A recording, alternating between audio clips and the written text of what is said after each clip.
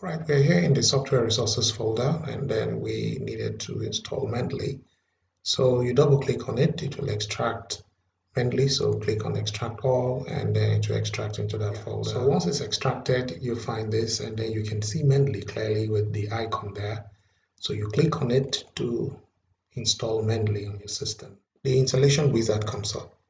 You say next, and then you say next to agree, and then you say next to install. And then you say install, and you don't need to check this box because we need our Mendeley on our desktop. So install. Now, when the installation is complete, we will be able to locate our Mendeley on the desktop like that. When you click on it, it brings up this dialog box where you input your email address and the password which you use to register a free account on Mendeley.